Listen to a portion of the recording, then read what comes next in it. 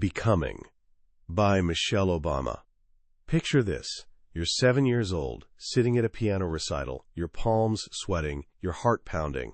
This is your moment. You've practiced 1,000 times. You know every note, every chord by heart. There's just one tiny problem. The piano you learned on, the one in your great-aunt's cramped music room, is old and battered. Its keys are yellowed like old teeth. And middle C, the most important key in the entire universe, has a little chip missing from the corner. That chip? That's your North Star. Your anchor, your "you are here" sign. You find that chip, and boom, you know exactly where to start. But now? You're sitting in this fancy downtown hall in front of a pristine, gleaming baby grand piano that probably costs more than your house. The audience is watching. Your parents are smiling proudly in the crowd. The spotlight is on you. You lift your fingers to the keys, and your stomach drops into your shoes. There's no chip. Every key is perfect, identical, a seamless, maddening ribbon of black and white stretching out before you like a piano-shaped nightmare. And in that terrifying moment of perfection, you are completely, utterly, catastrophically lost. You have absolutely no idea where to begin. This is a real story from the childhood of Michelle Obama, and honestly, it's basically the story of her entire life, learning to perform in a world that wasn't built for you, a world full of perfect pianos when you've only ever known the chipped ones. It's about finding your way when all your familiar landmarks vanish. Today, we're diving into Becoming, her memoir that sold over 17 million copies worldwide and made everyone from Oprah to your next-door neighbor cry happy tears. But this isn't just a collection of "that time I met famous people" stories from a former First Lady. This is a profound, deeply personal masterclass in navigating the questions that haunt us all. Who am I? And who am I meant to become? Michelle Obama takes us from a cramped apartment on Chicago's South Side to 1600 Pennsylvania Avenue, the most famous address on the planet. And she does it with the kind of raw honesty that feels like your wisest friend spilling all her secrets over coffee at 2 a.m. By the end of this journey, you'll understand the powerful forces that shaped one of the most admired women of our time. But more importantly, you'll discover a timeless secret about your own story, that it's not a destination you arrive at and check off your list. It's a process you're always in. Your becoming is never, ever finished. Let's begin. Book Summary. Part 1. The South Side Girl, or How to Thrive in a Too Small Space. Our story doesn't begin in a palace. It begins on the second floor of a small brick house on Chicago's South Side, where the soundtrack to childhood was the plink, plink, plink of other people's piano mistakes. This was Michelle Robinson's world. Downstairs lived her great-aunt Robbie, a formidable piano teacher who demanded perfection and rarely seemed satisfied with anything less. Her domain was a silent, formal space where the furniture was covered in plastic, of course, and porcelain figurines were absolutely, positively never to be touched. One wrong move, and you'd probably trigger some kind of ancient curse. But upstairs? Upstairs was life. It was chaos and love and noise, where Michelle and her older brother Craig slid across polished floors in their socks, like Tom Cruise in Risky Business, and held full-on boxing matches in the kitchen. The space was so tiny that for years, a flimsy wooden partition was the only thing separating her bed from her brother's. Privacy? Never heard of her. This whole vibrant, cramped world was held together by two absolute pillars, Fraser and Marion Robinson. Her father, Fraser, was a city worker who spent his days tending boilers at the water filtration plant. He was quiet strength personified, unshakable discipline wrapped in a gentle soul. In his 30s, he got diagnosed with multiple sclerosis, a disease that slowly, relentlessly began stealing his ability to walk. He went from a slight limp to a cane to 2 crutches, watching his own body betray him in slow motion. Michelle never heard him complain, not once. He just accepted what came and kept moving forward, because that's what you do. His pride and joy? a bronze two-door Buick he lovingly called the Deuce and a Quarter. Behind that wheel, the limitations of his failing body seemed to melt away, giving him a precious sense of freedom he couldn't find on his own 2 feet. Her mother, Marion, was the family's steady, all-seeing heart. She was the one who taught Michelle to think for herself and use her voice, loudly if necessary. When Michelle was trapped in a chaotic, failing second-grade class, her mother didn't just pat her on the head and say, "Do your best, sweetie." Nope. Marion saw the difference between whining and genuine distress. She marched into that school and, through quiet but persistent lobbying, got Michelle and a few other students moved into a better, more challenging third-grade class. Read that again. She skipped Michelle a grade because second grade wasn't good enough. Boss move. Marion's philosophy was simple but revolutionary. I'm not raising babies, I'm raising adults. She and Fraser gave their kids guidelines, not prison rules, trusting them to figure things out for themselves. This foundation of love and sky-high expectations created an ambitious little girl, even if she didn't know what she was ambitious for yet. She learned early that achievement was currency, the thing that made adults smile and doors open. In kindergarten, she froze during a reading test, completely stumped by the word white, ironic, given her future, but we'll get there. The embarrassment gnawed at her all night long. The next morning, she didn't politely ask for a do-over, she demanded it, refusing to be dismissed as incapable. She read every single color card perfectly and strutted home that day with a gold foil star stuck proudly to her shirt like a tiny boss. That same drive led her to her great-aunt Robbie's piano. She wanted to prove to this stern, impossible-to-please woman that she could be a star student. But Michelle was also stubborn and lawyerly, constantly asking, why? But why, though? When she got impatient with Robbie's rigid, one-step-at-a-time method and started skipping ahead in the lesson book, Robbie absolutely exploded. Piano lessons became epic battles of will, a gladiatorial clash between a girl who wanted to learn faster and a teacher who believed there was only one right way to do things. Which brings us back to that grand recital hall, where young Michelle sat paralyzed before that perfect, chipless piano, unable to find her anchor. And then something surprising happened. Her great-aunt Robbie, her foil, her adversary, her piano nemesis, walked calmly up to the stage. She didn't scold. She didn't say a word. She simply reached out and gently laid one finger on middle C, showing Michelle exactly where to start. In that moment, Michelle learned a lesson that would echo through her entire life. You don't always get the instrument you're used to. Sometimes the world gives you a perfect piano when you've only ever known broken keys. You have to adapt, find your place, and play your song anyway. And sometimes, the person you thought was your toughest critic is actually the one who shows you the way forward. As Michelle grew up, the world around her was changing fast. This was the era of white flight, when families were abandoning the city for the suburbs faster than rats leaving a sinking ship. The racial makeup of her neighborhood and school shifted dramatically, and it put her in this weird, uncomfortable in-between space. One summer day, a cousin turned to her with a look of accusation and asked, "How come you talk like a white girl?" Ouch. The question stung because it held a confusing kernel of truth. Her parents had drilled into her and Craig the importance of proper diction, saying going instead of goin', speaking clearly and confidently. They were taught to own their intelligence, and that showed in how they spoke. But in certain circles, that was seen as a betrayal, like she was denying her own culture, trying to be something she wasn't. She was just a girl sitting on a stoop, but she was facing a question that would follow her, and later her husband, onto the world stage. Are you what you appear to be? It's the impossible challenge of squaring who you are with where you came from and where you want to go.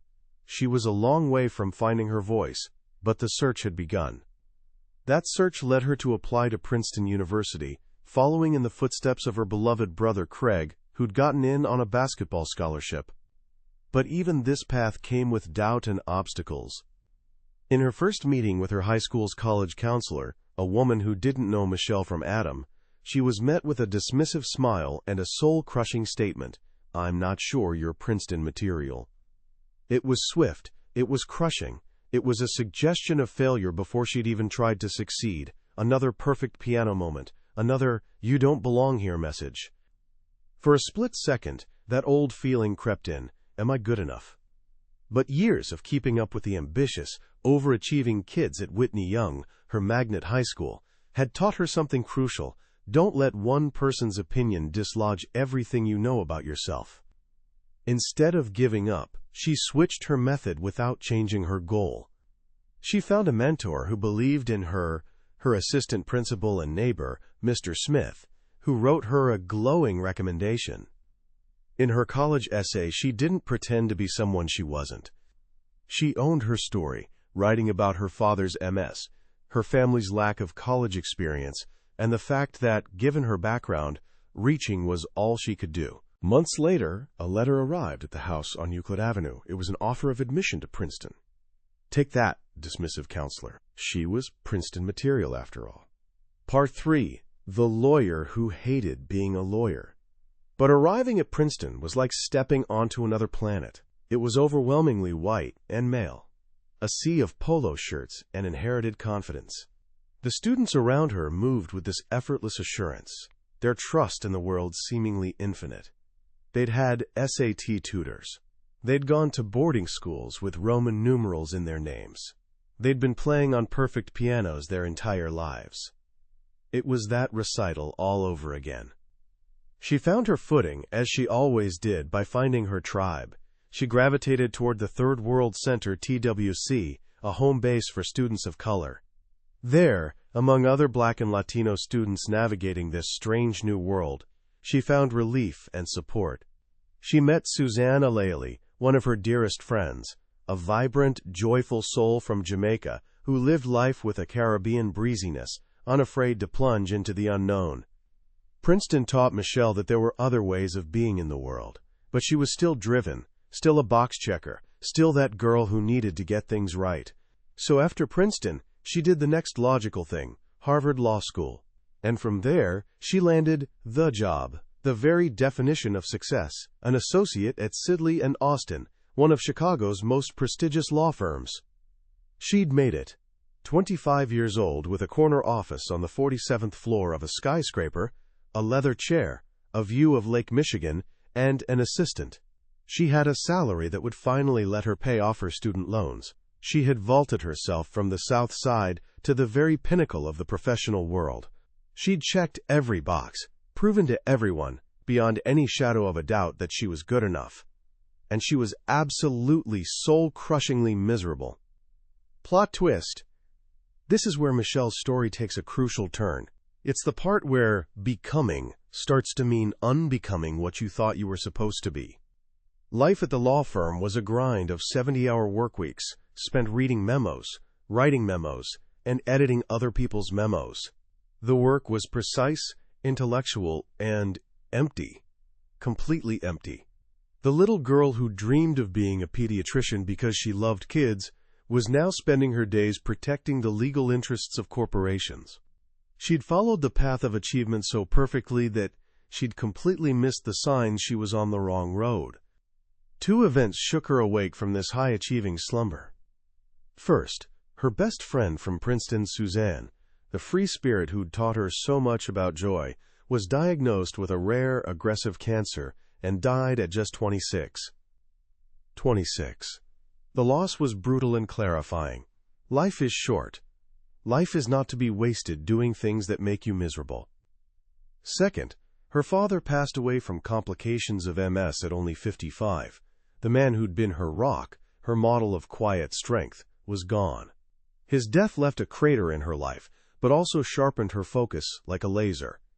If she died tomorrow, she didn't want to be remembered for legal briefs. She felt certain she had something more to offer the world. And then, in the midst of all this existential confusion, a young man with a funny name walked into her life. Part 4. Enter backstage left and late. He was a summer associate at the firm, and Michelle, as a junior associate, was assigned to be his mentor. His name was Barack Obama, and he was late on his first day. "Great start, buddy." Michelle was skeptical, deeply skeptical. Rumor had it he was brilliant, exceptional, maybe the most gifted law student one Harvard professor had ever encountered.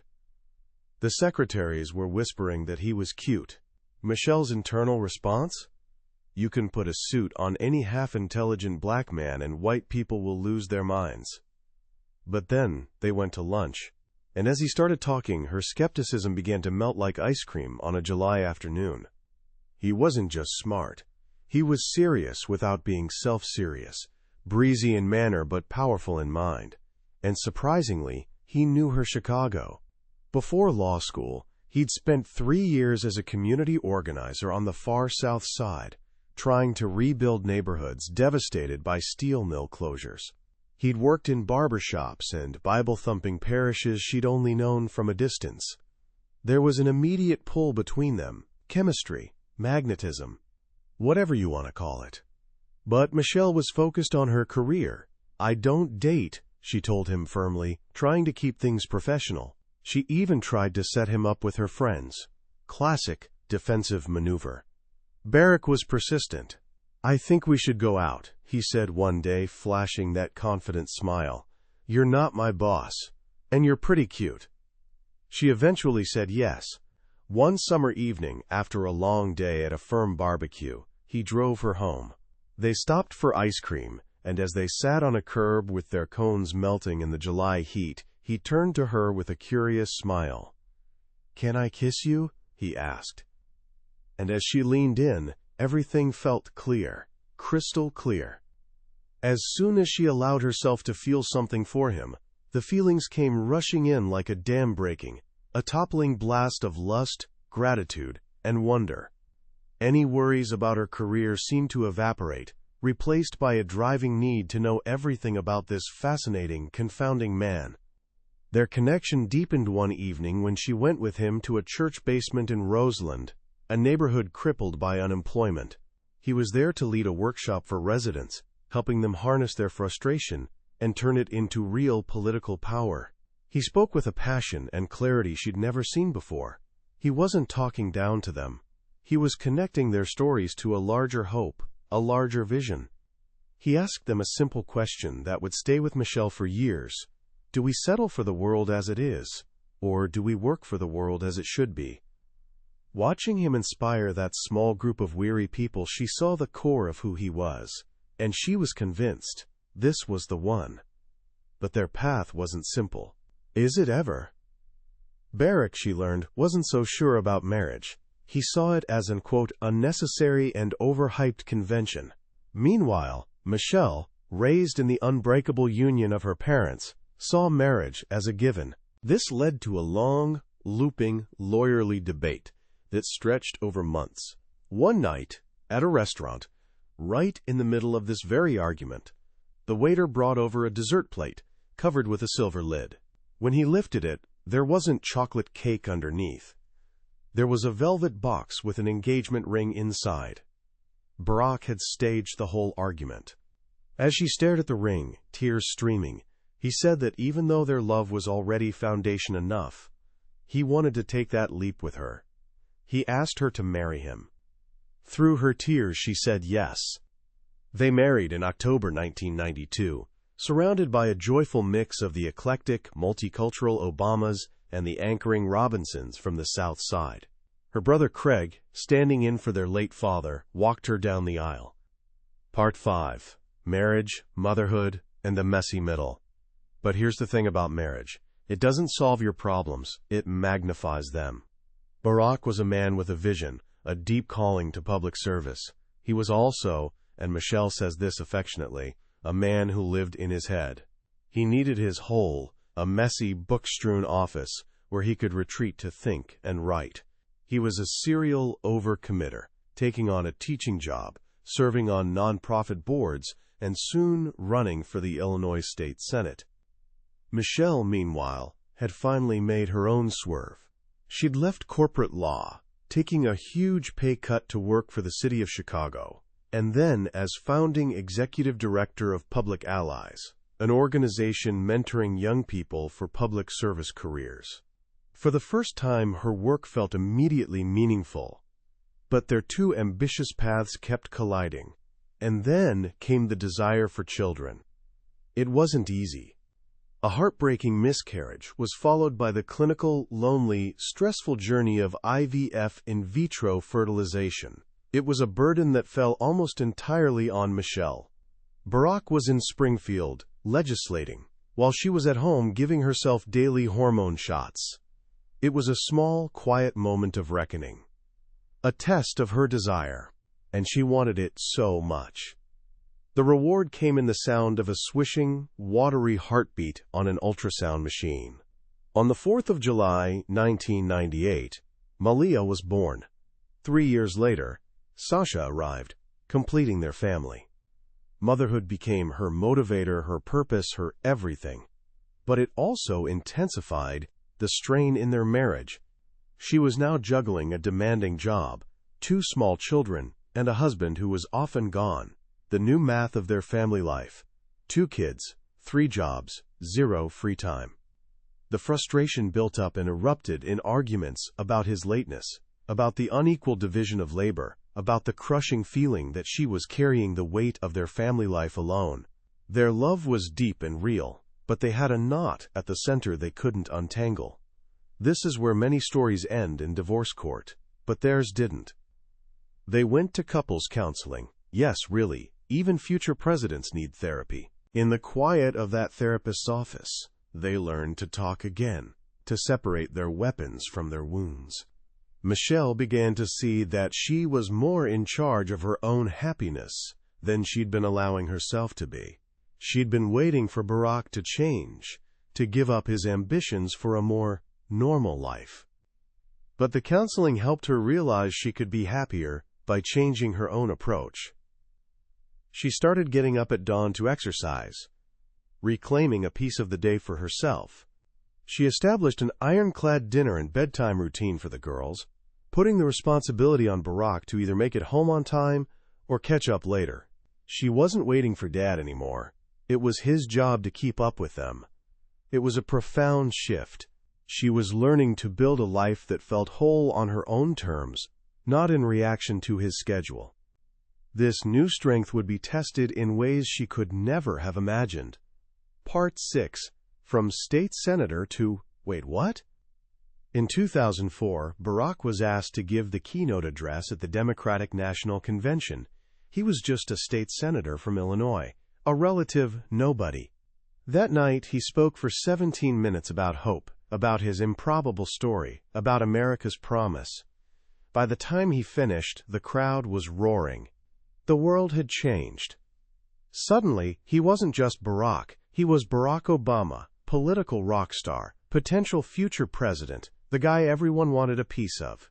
The quiet life they'd fought so hard to build began to unravel like a cheap sweater. The question started bubbling up, first as a whisper, then as a roar. Would he run for president? Michelle didn't want him to. She loved their life. Their 2 girls, her meaningful work as a vice president at the University of Chicago Medical Center. A presidential run felt like a threat to everything. She feared the ugliness of politics, the loss of privacy, the danger, what it would do to their daughters. It felt like her against the world. Barack had told everyone the decision was a family decision, which was code for only if Michelle gives me permission. In the end, she said yes. She said yes because she believed in him, because she saw the world as it was, with its injustices and struggles, and knew her husband had an unwavering desire to work for the world as it should be. She couldn't stand in the way of that. But she made one condition, announced to their closest friends. If he lost, this would be the end of his political career, period. Done. Finito. The campaign was a human blur, a vortex of flights, speeches, and endless crowds. Michelle had to learn to live in this new reality, where she was no longer just Michelle Robinson from the South Side but a public figure, a symbol, a target. And the punches started coming, hard. She was criticized for saying she was really proud of her country for the first time, words twisted to paint her as unpatriotic. She was labeled an angry black woman. A playful fist bump with Barack? Called a terrorist fist jab. Fox News referred to her as Obama's baby mama. Are you kidding me? It hurt deeply. It was like there was a cartoon version of her out there. Some Godzilla political wife she didn't recognize, stomping around, destroying things.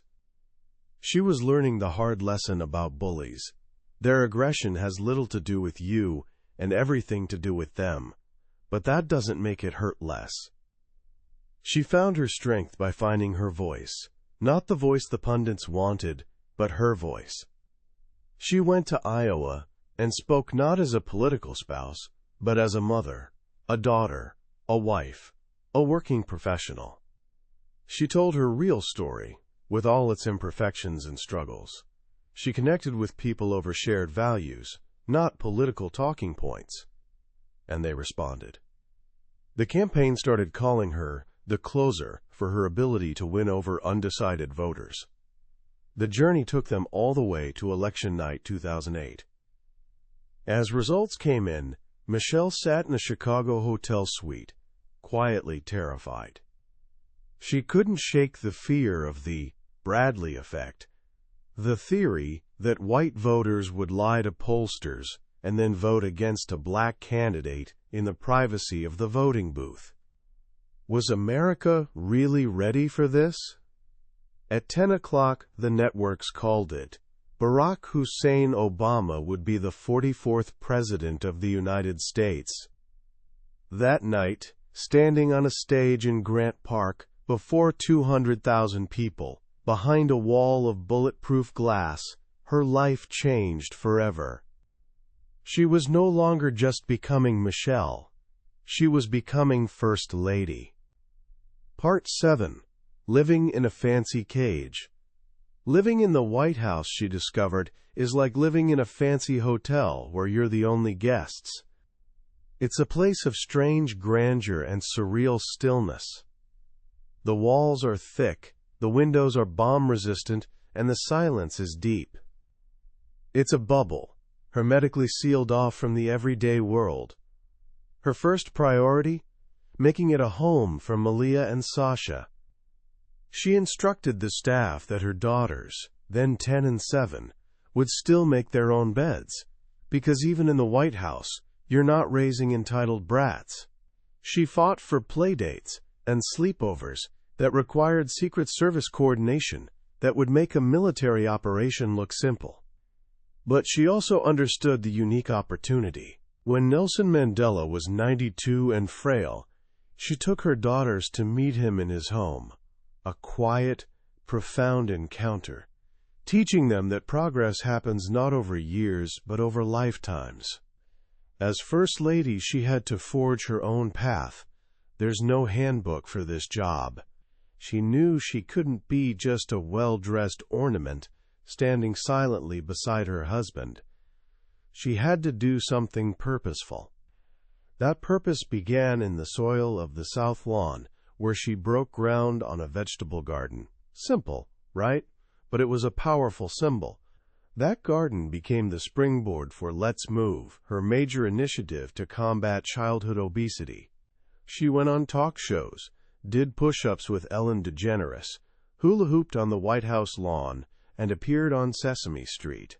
She was using her platform to connect her message to the mainstream in ways that felt genuine and joyful. With Dr. Jill Biden, she launched Joining Forces to Support Military Families, an issue that became deeply personal as she spent time at military hospitals listening to wounded warriors and their spouses.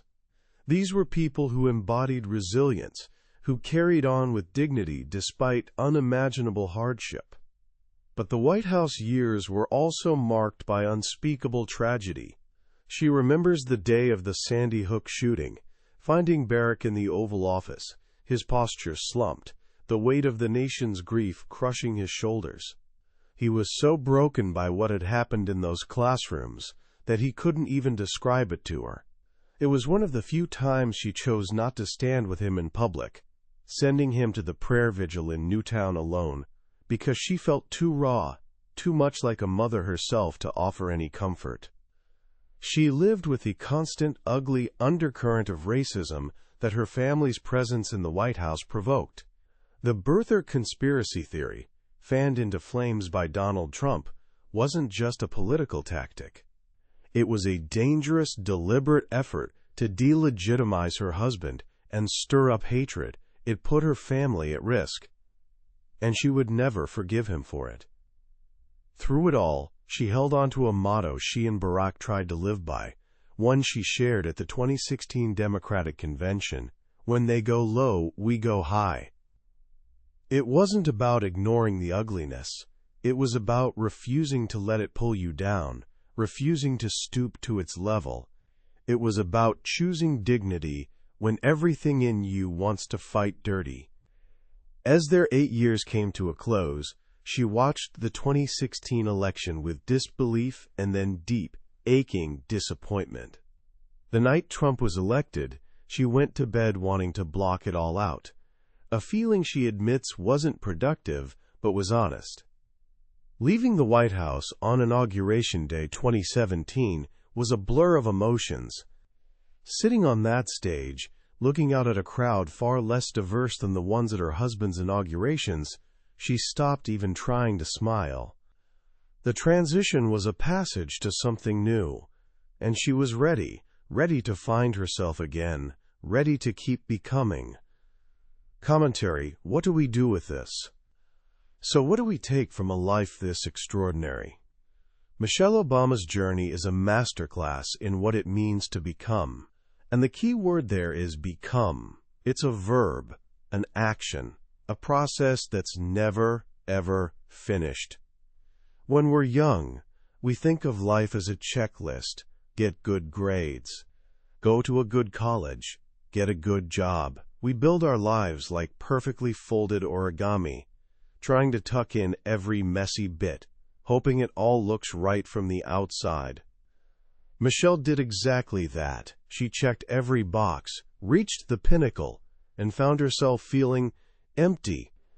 And that's the first huge lesson. Fulfillment isn't a destination. It's not a box you check off and boom, you're done.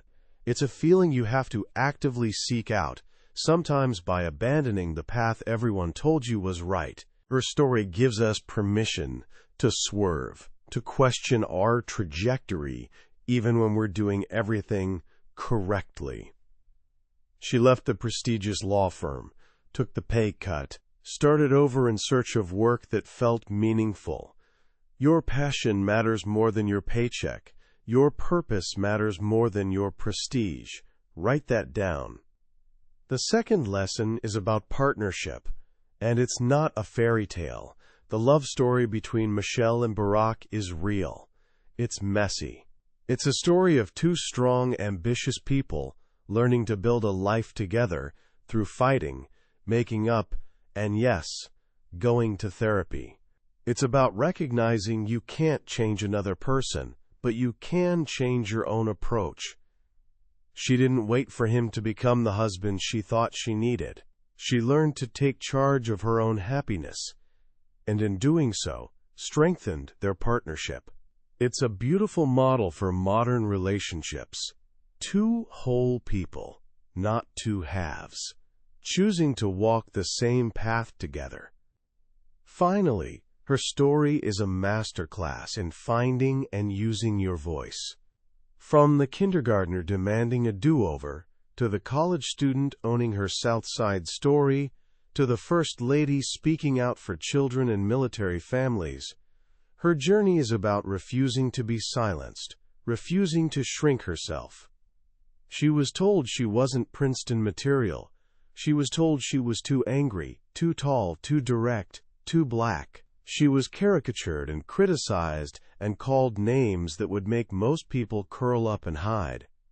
But she learned the ultimate lesson: you can't let others define you. You have to define yourself. You have to tell your own story.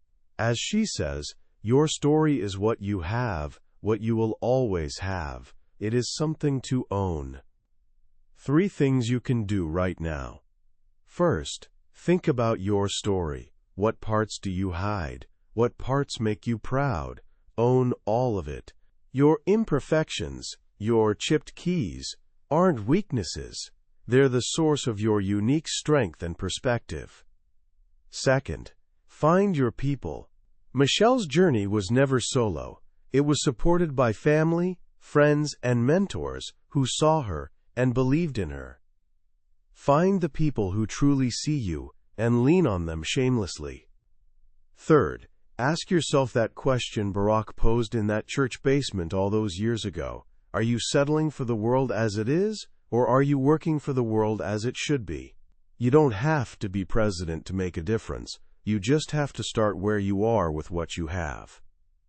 That was Becoming by Michelle Obama. We've journeyed through the main arcs of her incredible life, but let me be honest. A summary, no matter how detailed, is like looking at a photograph of a beautiful landscape. You can see the shapes and colors, but you can't feel the sun on your skin or the breeze in the air.